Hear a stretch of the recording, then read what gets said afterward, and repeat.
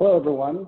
Welcome. My name is Michele Floriani. It is my pleasure on behalf of everyone at Sequoia to welcome you to a very exciting day for us, the official kickoff of the Return to Work Center from Sequoia.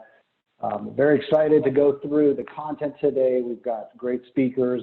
Of course, excited to show you what the Return to Work Center is all about.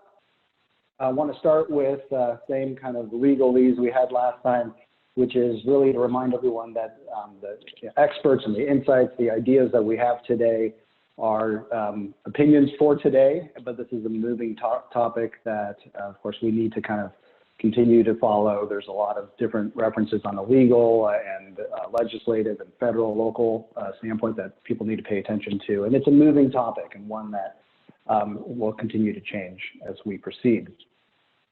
So today's agenda is going to start off with Sequoia's journey to this moment and really how we're looking at the path forward and provide some context really for the rest of the content today. We're very excited to have a friend of ours, Josh Burson from the Burson Academy, share some of his thought leadership and insights on really the impact of COVID on the future of work. So he has a nice piece in there I think you'll find very thought-provoking. And then we'll shift from that to a more immediate level topic on really how should employers be thinking about what's right ahead of them. And so we'll hear from Marina from Wilson Sonsini and our own Steve Kim on that. And then really get into the product overview, show you some of the things that it addresses and get a demo from that from Sean and from Greg. Hear from CEO from 650 and One Medical, and excited to have a client today. Deborah Thompson will be joining us from Chegg, share some of her opinions, and we'll finish with some actionable things you can do to get started in next steps and closing remarks. So a lot of cool stuff to get into. Really excited about it. So a little housekeeping reminder, like last time, everyone is in listen mode, so you don't have to worry about sound or being seen on video or anything like that. Do use the questions function. We got a lot of great questions. You guys were very patient. Some of them we were able to respond right away. Some we're researching the answers, and then some we're going to hopefully address today. But continue to use it because we do take that. We track every single one. We're finding people to reply to them. And it's a great way for us to have an ongoing dialogue about what's top of mind for you guys and factor that into our content and into our thinking. So appreciate that. Like the webinar we had 2 weeks ago, we will release a recording of this on sequoia.com, where most of you registered for this, and as well as the slides will become available. So I'd like to start on talking about something that we actually don't often talk about in our own webinars, which is Sequoia. And the reason why I think it's important is because there's actually two things that come to mind. First is, Sequoia is very similar to a lot of you on the call today. And I think that's important because we actually try to infuse into the content both last week and this week what we're going through as a company, what our top of mind considerations are about our people, and how that's factoring into decisions and planning and execution, and also into the thinking behind the Return to Work Center. It's also important because I think as you out there in the audience are looking at this, it's important to start understanding what kind of partners and support do you need, whether it's Sequoia or somebody else, but the kinds of support you may need as you go down your path forward. And I wanted to kind of share. We have people on this call that have been clients of Sequoia for well over 15 years. We have some people on the call who maybe didn't even know Sequoia until this webinar. So I want to take a chance to kind of reset that and weave that into our discussions about the Return to Work Center. So Sequoia is a tech-enabled consulting and services company helping employers unlock the full potential of their workforce. So for us, what that really means is we have been standing in between employers and their people, helping to connect them and bring their information together and to support their needs on both sides for well over 19 years. And so whether you're a company maybe with 20 employees and a lot of excitement still ahead, or you're a mature company of 20,000 employees with a lot of different leverage and a lot of different needs, we've leveraged things like our technology platform, the Sequoia platform, to bring all that information together and even push it to places where, historically physical analog world struggles to do and go. And take the 19 years of guidance experience, knowing where the challenges are, knowing where people stumble on complex topics like healthcare or financial care or compliance, and put that into both our service model and into our digital experiences. And then one of the real privileges of our company and its breadth of these days is that the reach we have into communities of professionals and partners and experts that we can bring together. And it's one of the things that our community's always been so good at, which is sharing that knowledge and lessons learned and successes and making that part of everyone's journey for the greater good. And of course, running all those services that clients need, healthcare and well-being and income protection, financial care, the global workforce, HR, payroll, compliance, risk management, all that on the Sequoia platform so that it can be a unified experience for both the management teams as well as, of course, the employees. And looking at solutions and other ways to really take our leverage and put it into a package that suits the needs of some businesses and makes it very easy, puts a lot of affordability and streamlined administration in that. So some of our solutions and bundles do that. What's really unique about Sequoia today is our platform. It's been very transformative in the way that we can address the needs, and it's very relevant in the story of the Return to Work Center. The Sequoia platform takes so many things that Sequoia was built on, like that experience of serving complex and sensitive needs that I just referred to, and the ability to take that information, do things that we were doing in a physical way, and making it so much more accessible for people. They don't have to wait for meetings. They can go in and grab it out of HRX, or employees can access it whenever they need it, wherever they need it from a mobile app, and ensure that these sometimes sensitive and often very personal topics are also responsibly managed and distributed. And it really was the foundation on which we entered the Return to Work program. When COVID hit, it was pretty clear. I mean, we have a pretty unique view into our the leadership teams of our clients and some of their thinking, and as well as the employees and their families. It was pretty obvious to us that this was something that was going to be very disruptive and very difficult for a lot of people. And we also felt that, of course, on our side, we're a kind of culture that really thrives and enjoys having people in the same building and connecting and having fun and doing all those things that make culture strong, just like I'm sure you do.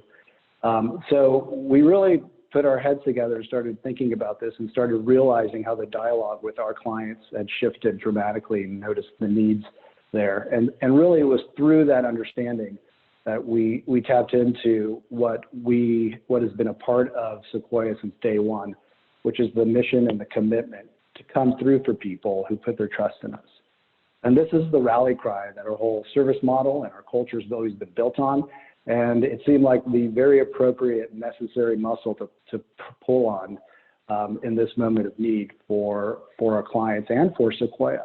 And we realized that the platform, right, HRX and its connection to employees, was going to have to be a critical component of solving this for us, just as much as we believe in it solving the problem for you.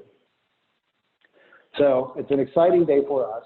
We feel like we are in a position to do something about something that is definitely a need. And again, as we go down this journey with our community and with our clients, we realize we may be a great fit for some companies, we may not be for others, but we do want to be an active part of the discussion and helping people frame up the problem statement, frame up how they could approach the solution, be prepared, tap into different opportunities, tap into the expertise and guidance of our community and the learnings that go with it.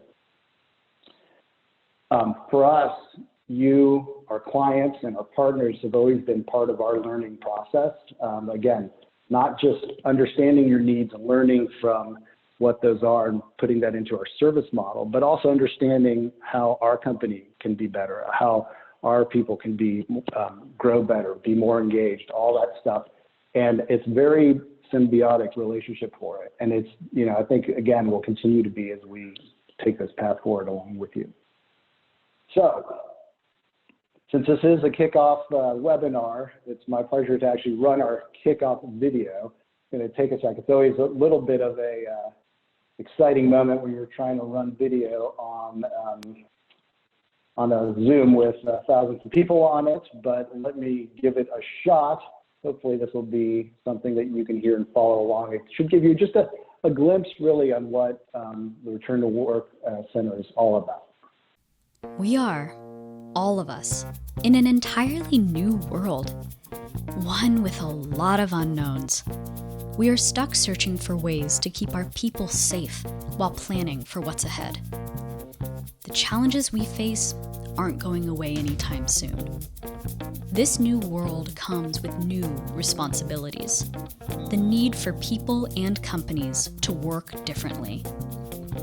There is more to do than can be handled just in spreadsheets, Slack channels, and email. But what is required to return to work safely? For 19 years, Sequoia has been helping global companies support their people through complex needs like healthcare, payroll, and well-being. As it turns out, this has taught us a lot about what is needed to work in this new reality. We have leveraged our platform, already designed to support the needs of businesses and people, and created this. The Sequoia Return to Work Center provides the path forward. From one place, you can quickly create clear policies and guidance for your employees, evolve with changing regulations during the COVID-19 pandemic and beyond. Make it easy for your employees to access and acknowledge company guidelines. Provide access to testing based on healthcare plans, geography, and need. And when it's most important, immediately support the physical and emotional well-being of your people. Put best practices into action, leveraging our playbook, our guidance, and our resources. Efficiently manage employees in cohorts and reduce the risk to your people. Survey employees to support them every step of the way. Provide HR and managers the skills and tools they need to be effective. Send content, messages, and alerts to keep your people informed and safe. Analyze and manage your progress, all in one place. Make adjustments as your business and the landscape evolves. Respond quickly when your people and community need you to. It's about keeping your people and your business safe. It's about returning the focus back to your mission. It's about getting through this together. Learn more about Sequoia's Return to Work Center and how Sequoia can support your business path forward. Well, there we go. So hopefully, again, that gives you a little bit of a sample of what Return to Work's about. Obviously, the rest of today will be about explaining that in more detail. And also, you know, again, I want to emphasize, we're going to try to show you how, when you hear from Steve Kim about how the return to work considerations are playing out at Sequoia and factoring into how something like the Return to Work Center can help. You'll certainly hear that from Sean Handel, our Chief Product Officer, and Greg when they do the demo of the product. So hope that's of use to you. Excited to now transition from here to Josh Burson, man who barely needs an introduction because he is the most followed and pursued global analyst and HR thought leader on the planet.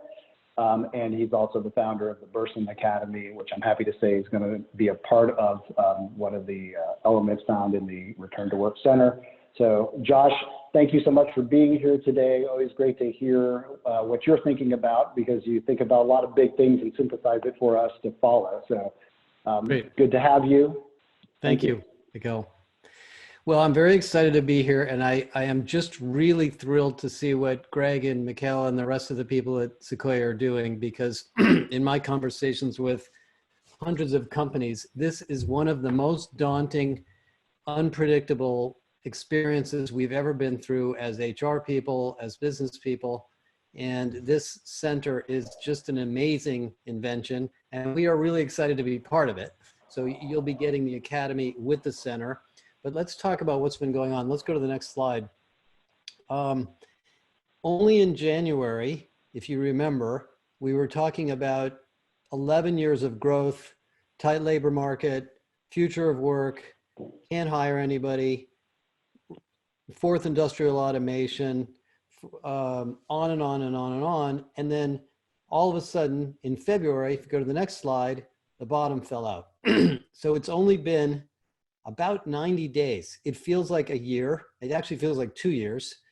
And as you know, there have really been a whole series of reactions to the pandemic, which I'll show you what I've been picking up. We started, interviewing and doing video calls like this with HR people all over the world sometime in early February to mid-February, and I've been having many, many calls a day. And this is a very interesting time. Not only is it disruptive, but we're learning a lot, and a lot of it's going to be very healthy in the long run. Let me go to the next slide. We've been pulsing companies on their issues, and for the first few weeks of April, the main issue was job security. People basically not even being sure if they're going to have a job and whether their employer was going to be in business. And then, of course, their personal health was below that.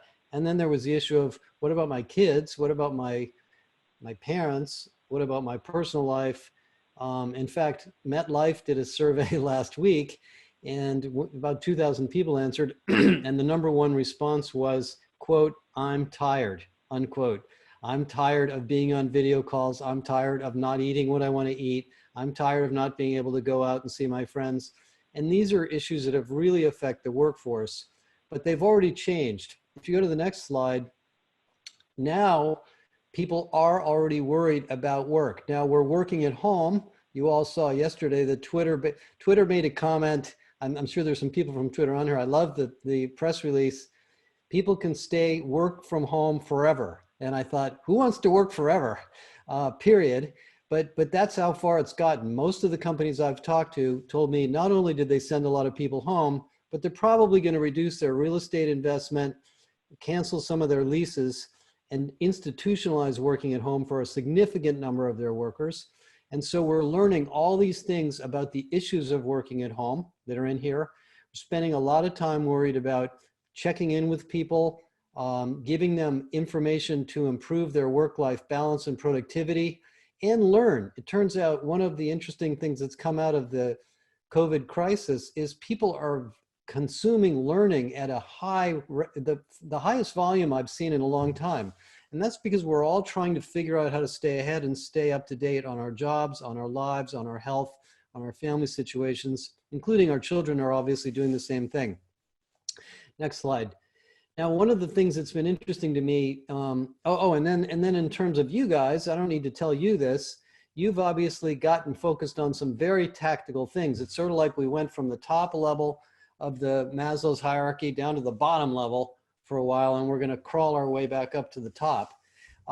And one of the things that's very clear from the research I'm doing is that not only are you going to have return to work issues on creating the right protocols and standards and practices to bring people back, but the jobs you're going to have will be different. Most of you are in companies where the actual business you're in, whether it be retail, tech, professional services, whatever it is probably going to change just because the consumer demand will change. And so workforce transformation is going on at the same time we're dealing with the pandemic. Next slide. Now, a couple of things I want to sort of touch on about HR, and then I'll just sort of wrap up and turn it back over to Mikkel. It turns out that what we're also experiencing is a change in the nature of the HR function. Most of you are in medium to sort of fast-growing companies, and you've been focused on recruiting and COEs and sort of distributed operations, but with a centralized approach. What we're finding out from the crisis is that actually coordination is critical because the pandemic is an asymmetric threat. In fact, if you go to the next slide, the military has learned a lot about this. One of the best models to think about your HR department is the way the military responds to threats. The military has concluded that in the future, threats will be asymmetric, violent, and unpredictable. And that's exactly what's happening right now. We don't know city by city, country by country, office by office, when there could be an infection, whether we're past the infection, whether it could reoccur, or whether there's a situation that's important.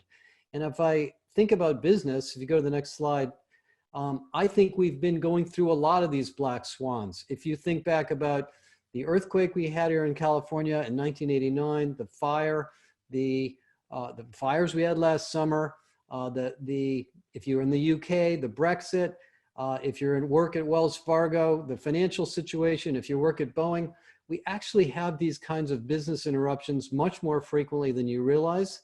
And what that leads to me to think about from your standpoint is not only do we need solutions like Sequoia to make it easier for us to deal with all these complex interventions, but we need to think about HR a little bit differently. So let me show you, next slide. I think we're also, and I just got off the phone, by the way, with two very large companies this morning. Lots of companies are rethinking their HR operating model to create more empowered professional skills in the business partner role so that you can be more adaptive to the local needs in different parts of the organization. Now, I won't spend a lot of time on this because I know we want to really hear from Sequoia, but a lot of the HR models are designed around efficiency and COEs and service delivery. But I think in the new world, the world that we're in today, we also design around HR expertise and power and authority at the point of need. And that to some degree is the reason I built the academy we have, is to help you empower all of your HR team, wherever they are, to be able to make the right decision, but in a coordinated way. Let me just show you one more picture of this. Next slide. The military has studied this, and they've basically proven that in order for the military to react, it has to react in a distributed way. And that is exactly what the same thing that's going on in HR, distributed but coordinated through data. And you know, when I looked at what the Sequoia folks were building in the Return to Work Center, it is one of the ways to coordinate your response. So a business unit or a business partner in one city can look online and find what they need to do and make a decision locally, but do it in a way that's coordinated across the entire company. Okay, let's go to the next slide. We'll skip that. Final thing I want to just sort of talk about is well-being and resilience. And this has been one of the big areas of Sequoia, I know from the beginning. We are in a situation where resilience may be the top issue in most companies. The individual resilience of you as a team, as your HR people, and all of your employees and your executives and your leaders. And there's some really important things we've discovered on that. We're building a whole program on this in the academy. And then the resilience of your organization. How quickly can you adapt and build a team to solve a problem? And I would say that in the HR organizations discussions I've had, people are becoming pretty resilient pretty fast. Things that would have taken months or years are taking days. People are working on things over the weekend that would have taken weeks to do in the prior life, and that's a good thing. And getting back to where we are in the virus, following slide for a second, Mikkel, most of you are probably going through this exact process. You're reacting, you're responding, and you're returning. And you're probably in the middle of all three at the same time. And my sense is we're going to be going through this for maybe a year. And so what I sort of present to you, and we'll give you these slides later, is you're going to be reinventing and recreating on a pretty regular basis what the response is, step by step, office by office, work group by work group, team by team. And that's really the situation we're in. One more thought, and then I'll get off the stage. I think the other thing that's really interesting for you to think about, for those of you that are in fast-growing companies, this is a business transformation. This is not just a response to the crisis. We're not going to come out of this in the same situation we were before. What we buy, how we do business, where we eat, where we travel, how we travel will be different. And so in the context of using the Return to Work Center and all the services that Sequoia provides, I think the other thing to think about to get your HR people sort of inspired is that this is a transformational time. Let me just finish on the final slide. I think those of you that are thinking this way are going to find that, you know, whether you're a bank, whether you're a tech company, whether you're a retail or distribution company, you'll come out of this with a different type of company. And if you react quickly and you help the organization shift to the new models that are needed, you will probably find yourself in maybe a better situation than you were before. You know, during transformational times, there are always companies that don't make it. And I think what Sequoia can do with the Return to Work Center, and we'll help you with the Academy, is to stay current and spend your time on the most important issues for your company, and you'll come out of this in good shape. Okay, I want to stop there and let you guys continue with the program. And thank you very much for inviting me, Mikkel.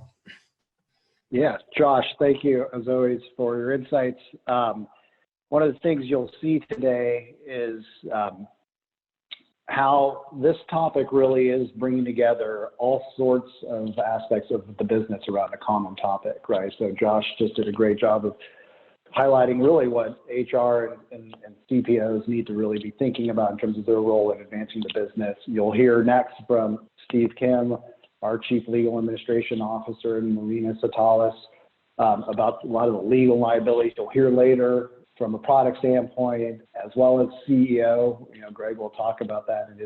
And I think it's just one of the things that really makes this unique. So without further ado, let's transition and over to the more legal and liability lens. And we will start off welcoming back to the webinar Marina Satalis, who was gave some great thought leadership last 2 weeks ago on that webinar. You can go download it, but picking up where she left off. So Marina, hello, thanks for joining us again. I'm happy to be here, and thanks for having me back. So as we hear about states moving into the next phase of their shelter-in-place orders or their directives with regard to COVID-19 in California and elsewhere, and really states all around the country are at more or less thinking or planning or actually moving into the next phase of this situation. And we hear more and more talk about planning for businesses to reopen on some schedule or phased approach. And that leads employers, our clients and employers all over the country to start really drilling down and focusing on, am I prepared to invite my employees back to the office? And what steps should I be taking to be prepared? And really, that discussion is framed by OSHA, the Occupational Safety and Health Act. And you'll see in the dark box there, that is the obligation that the statute sets forward. It translates really into an obligation to provide a safe workplace for employees to work in. OSHA does not provide a list of steps an employer needs to take, and then they've satisfied the obligation. But what OSHA has provided is essentially a list of some basic steps that employers should take to reduce the risk of worker exposure to COVID-19.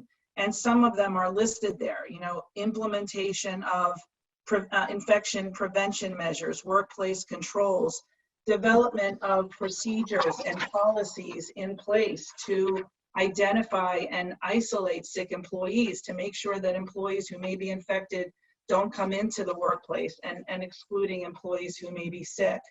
And there obviously is, there's liability, potential exposure under OSHA directly, and then you also have the possibility of whistleblower claims of employees who are so worried, rightfully so, about contracting COVID-19 that they will report instances where an employer is perhaps not doing all they can.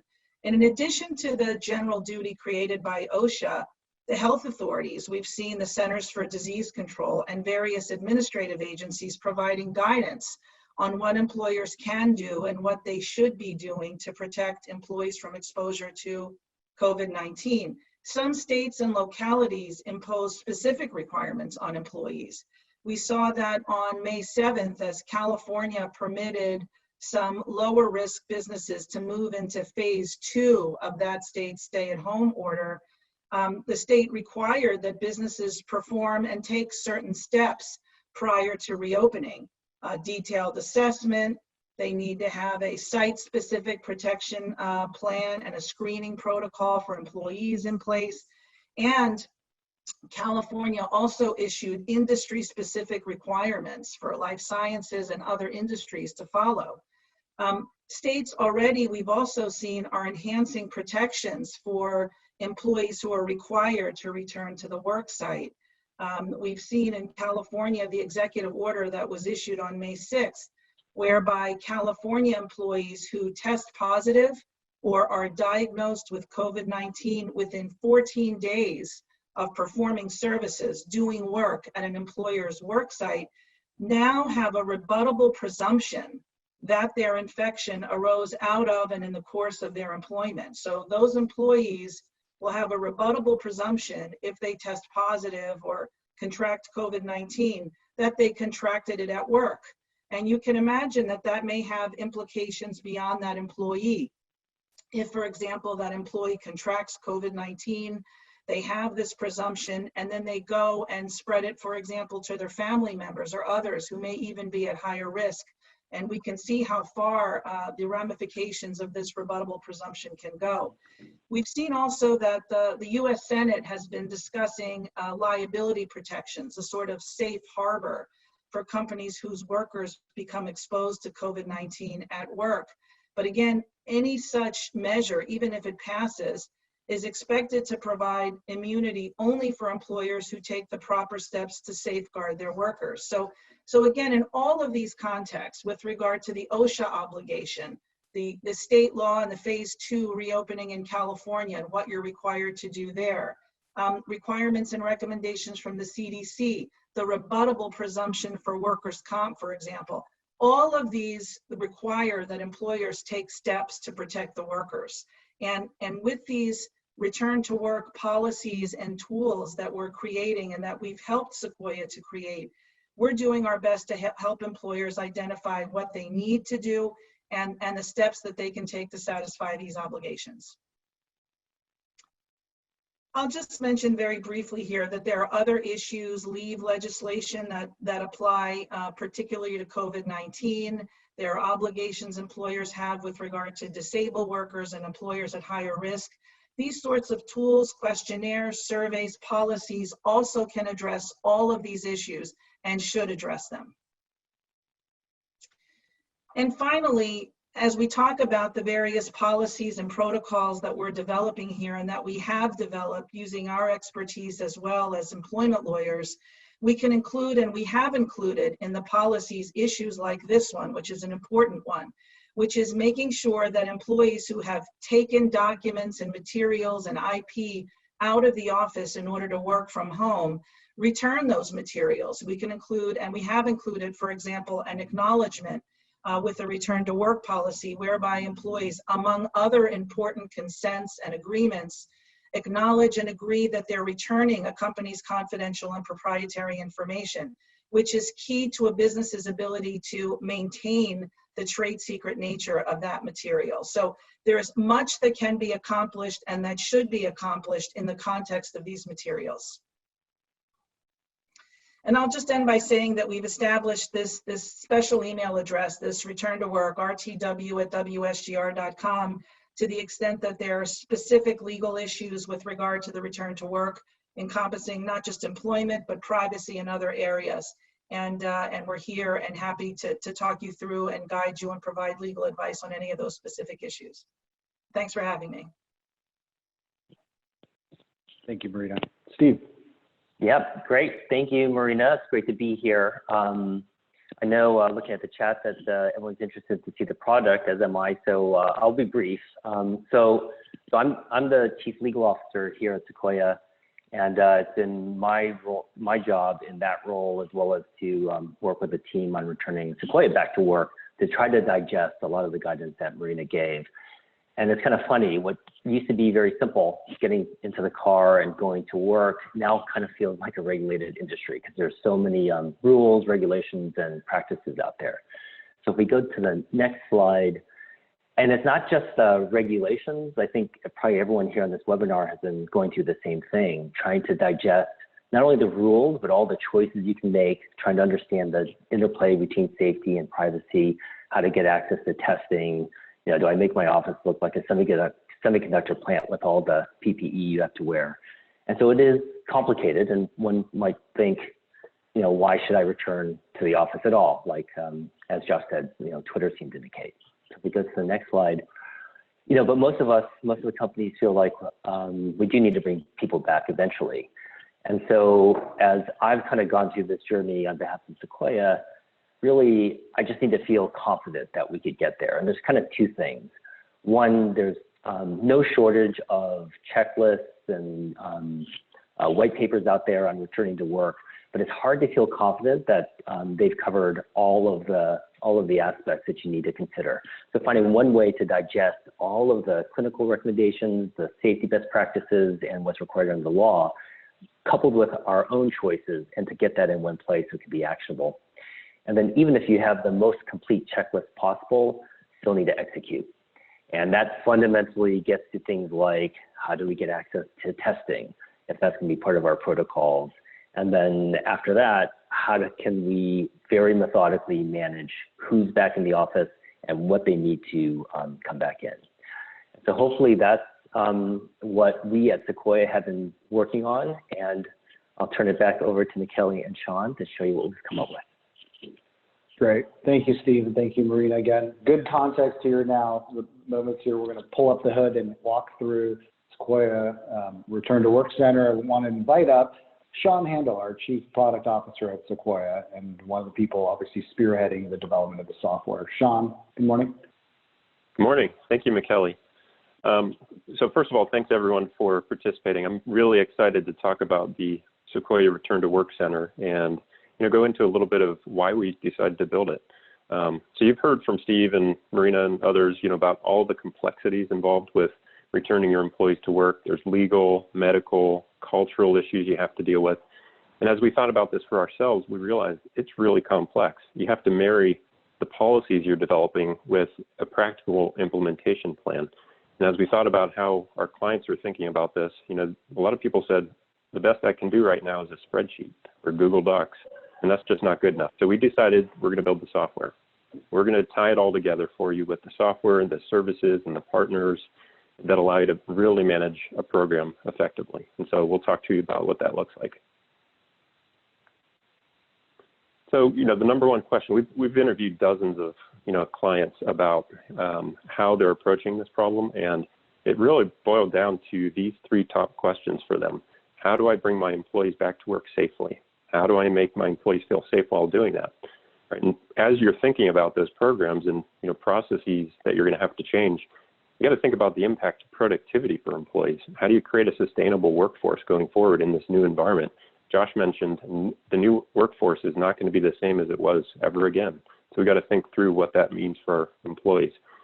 And on the other side of it is, how do I put protections in place so that my company can be sustainable too? I can't afford a lot of liability that wasn't there before. So I need to manage this as a program so that I can effectively, safeguard my company and the employees who work here. And so when we think about the problem, there's really two sides of it. There's the employee side. We have to provide health and safety, to the employees. And we're talking about how to do that via daily screening and other tools. But we also need to think about the business and providing a health, safe work environment where you're capturing, the policies and protocols, consent, and then managing it effectively.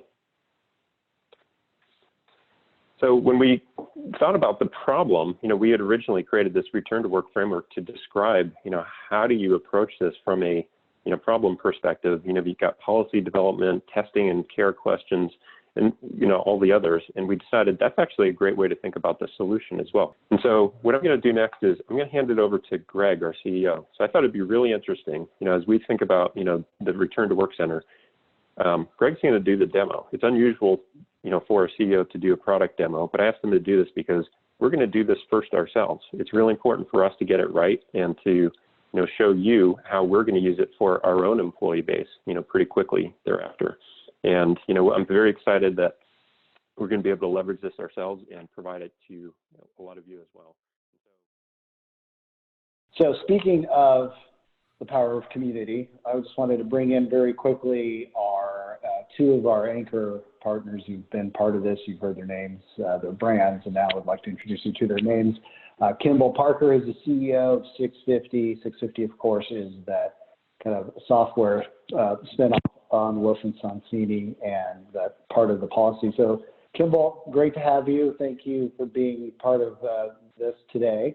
I just want to turn it over for you some quick words on just what it means to you and really what it means to 650 to be part of this and focusing on our clients. Yeah, so, as we've discussed in this webinar, returning to work presents a dangerous and unprecedented situation for employers. And, this is a time when businesses desperately need top-level legal guidance. But there are several factors about this crisis that make traditional legal services prohibitively expensive. First, typically when a company needs a policy or an assessment, a law firm will start with a template. And that template has often existed for decades. And what a lawyer does is take the template and customize it to the specific circumstances of the client. But with COVID-19 and returning to work, there is no template. No living lawyer has experienced a situation like this in their lifetimes in the United States. And so what this means is that the policies and assessments you need will be derived from scratch, which will significantly increase the billable time for the law firm. We estimate that it will cost tens of thousands of dollars under the best circumstances for a company to receive the legal work product they need. And it will likely be one of the most expensive policies and assessments you ever pay for.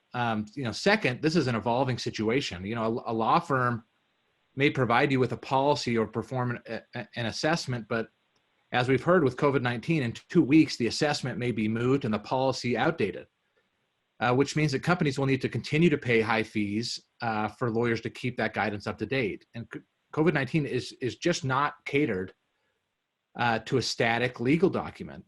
And so at 650.com, our automation platform addresses both of these issues. First, we worked with really the best employment experts in the nation at Wilson Sonsini. You've heard from Marina, to generate the templates and assessments needed here. And we worked with Sequoia and One Medical to make sure that we are covering the bases.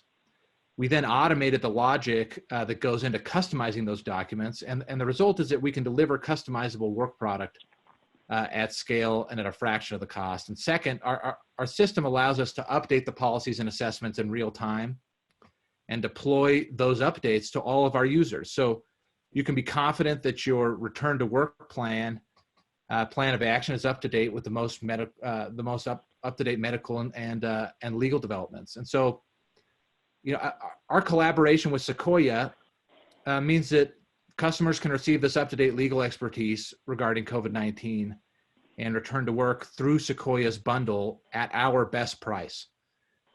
It's the best deal in the law. We're excited to help, really collaborate with Sequoia to help businesses return to work safely. So thank you for including us. Thank you. Oh, our pleasure. Thanks for the kind words and support. And throwing over, Will was on our kickoff webinar 2 weeks ago, had some awesome thought leadership. Will, unfortunately today we won't get the chance to keep going in that, but love to continue to have you in future ones, but just would like to hear from you. First of all, thanks for being here. And really One Medical's commitment to COVID and seeing clients through. Just a couple words would be great. Thank you. Absolutely. Thanks, Michele. So hi, everybody. Will Kimber from One Medical here. Just to quickly give a quick high-level view of what we're doing with Sequoia here. This is part of our ongoing partnership with Sequoia and really excited to participate. If we can move forward.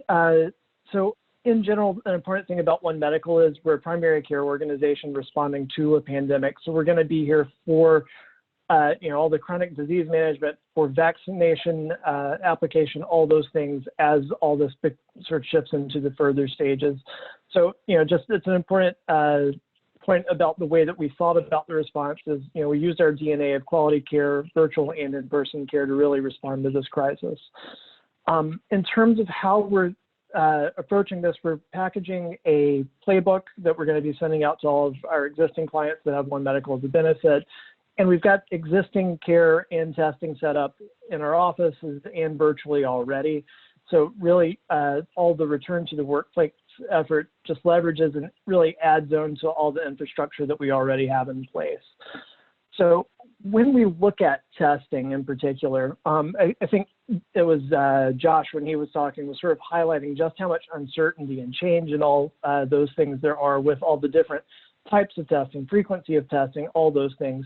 And what we really want to do is be a clinical partner for employers to help sort of cut through all the fog and all the noise. The FDA's clearing new tests. They're questioning tests that have previously been cleared. It's really, really complicated and complex to keep on track of, even for us. But since we're here to do all that work and really help develop the best testing strategy and understand the limitations and the benefits of each approach, that's how we really want to help partner with employers like you. And so we do have test collection sites around the country. So you see here all of our locations, and we are excited that we are working on a potential new site with Sequoia at San Mateo. More details there to come, but in general, thanks for having us, and really glad to continue our partnership with all of you. Likewise, thank you, Will. Thanks to the team over there. You guys have been great to work with. So let's take it all home here, last minute. How do you get started, right? So obviously use the frameworks in place to structure the problem, structure your activity. Again, that's the part you can use. I pulled this slide because to me, even the way the features that Sean went over kind of provide a path forward of even executing on this. And again, we believe that you need software, you need things to bring it all together into one environment. But the steps that people need to consider are pretty consistent. And so that is definitely there for you. And again, I want to remind everyone, we'll release these slides, a version of this deck, they'll be out there that can be released with the webinar itself. So you don't have to screenshot this or whatever. If what you saw is interesting, you want to get started, there's actually a couple ways you can do that. We look at it on, depending on when do you think you are ready to start returning to work or starting to have a portion of your employees return to work. And so we have an early adopter program. We love early adopters because we get really hands-on, and there's a good feedback loop and a lot of input on the product.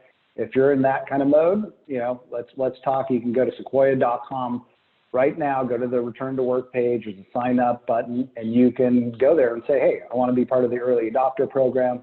I want to be the core 50, which, you sign up by June 3rd, and there's about a 45-day, depending, 30 to 45 days, depending what's going on in your launch plans, or you want to just be part of the next 100, and maybe you have still things you want to talk through.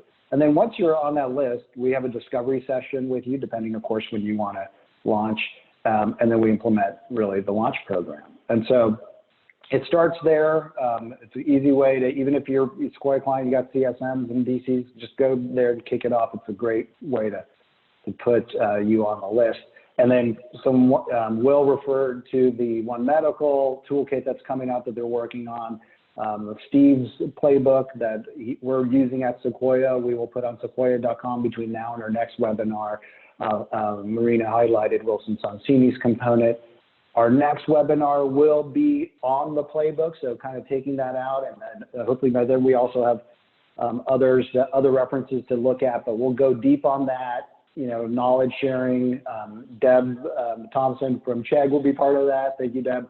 And we'll also talk about the Sequoia bundles for return to work and well-being, which is a great way to extend support and get things a really affordable way, streamlined way.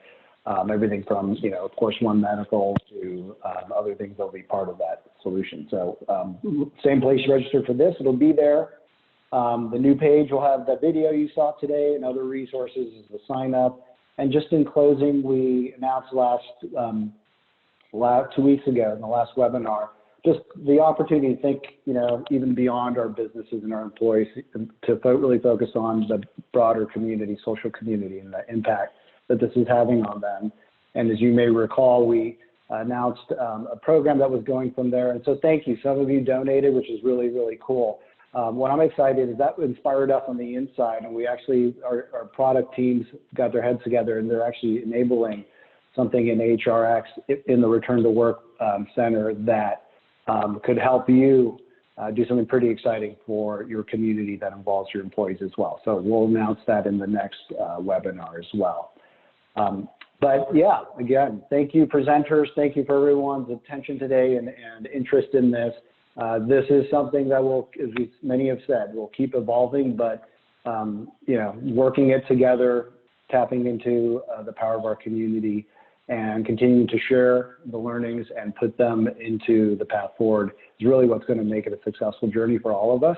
So thank you for being part of that journey, and look forward to chatting again in a webinar soon down the road. Be well. Thank you.